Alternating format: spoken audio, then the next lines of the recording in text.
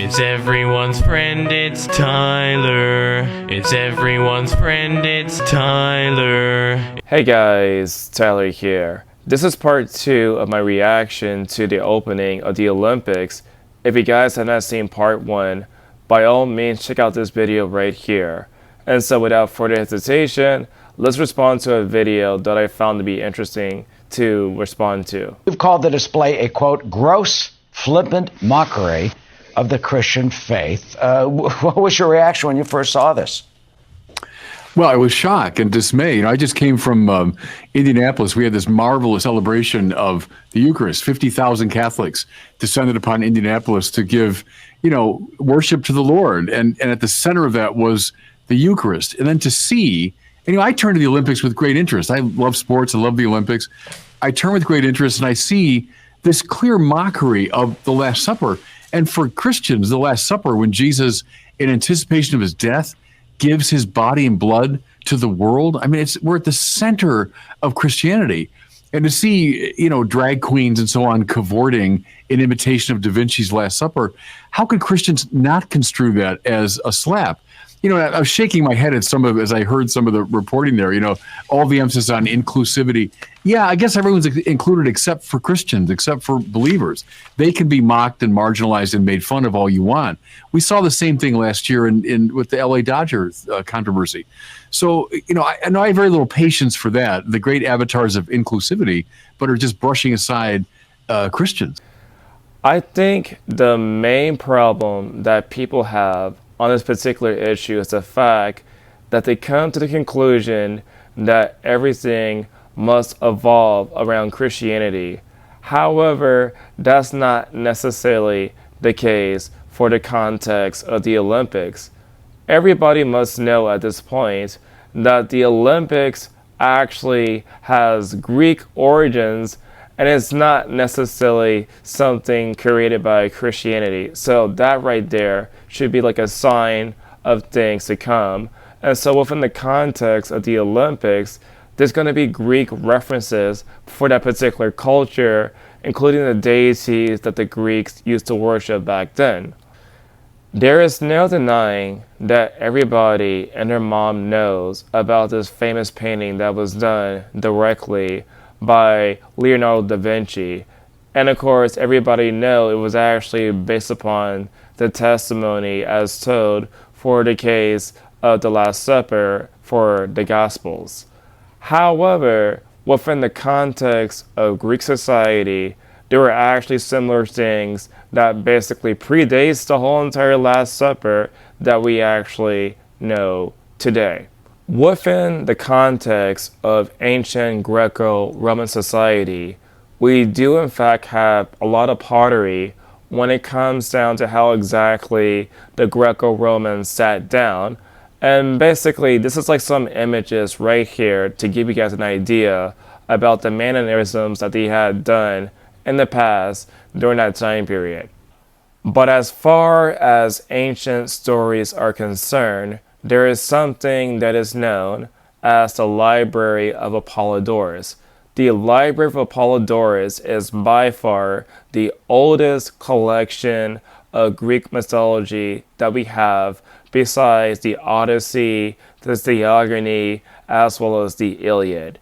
And so one of the stories that's like the most famous one of the bunch is something that is known as the Feast of the Gods. And this right here is actually a sample of the story that we actually heard about for that particular case. Peleus fled to Phthia to the court of Eurytion, son of Actor, and was purified by him, and he received from him his daughter Antigone and the third part of the country. And a daughter Polydora was born to him, who was wedded by Boris, son of Pereas. Thence he went with Eurytion to hunt the Caledonian boar, but in throwing a dart at the hog, he involuntarily struck and killed Eurytion. Therefore, flying again from Phthia, he betook him to Acastus at Iolcus, and was purified by him.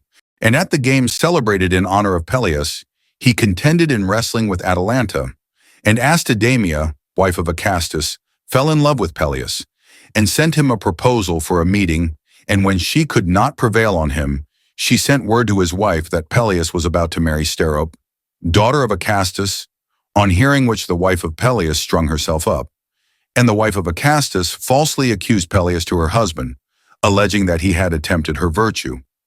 On hearing that, Acastus would not kill the man whom he had purified, but took him to hunt on Pelion. There a contest taking place in regard to the hunt, Peleus cut out and put in his pouch the tongues of the animals that fell to him, while the party of Acastus bagged his game and derided him as if he had taken nothing. But he produced them the tongues, and said that he had taken just as many animals as he had tongues. When he had fallen asleep on Pelion, Acastus deserted him, and hiding his sword in the cow's dung, returned. On arising and looking for his sword, Peleus was caught by the centaurs and would have perished, if he had not been saved by Chiron, who also restored him his sword, which he had sought and found. Peleus married Polydora, daughter of Perieres, by whom he had a putative son, Menesthius, though in fact Menesthius was the son of the river Spercheius.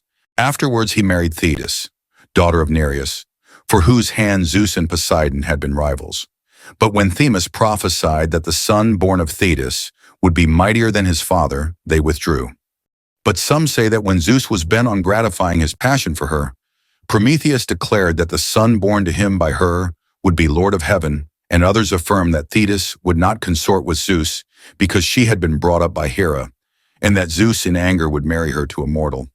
Chiron, therefore, having advised Peleus to seize her and hold her fast in spite of her shape-shifting, he watched his chance and carried her off, and though she turned now into fire, now into water, and now into a beast, he did not let her go till he saw that she had resumed her former shape.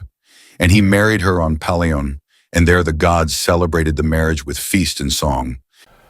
Based upon what I just played right now, I think it's entirely possible that the ancient writers of the New Testament, as well as Da Vinci, were probably inspired by the Festival of the Gods story as told in the Library of Apollodorus, largely because it actually has to deal with the fact that all the gods come together in one place to basically celebrate.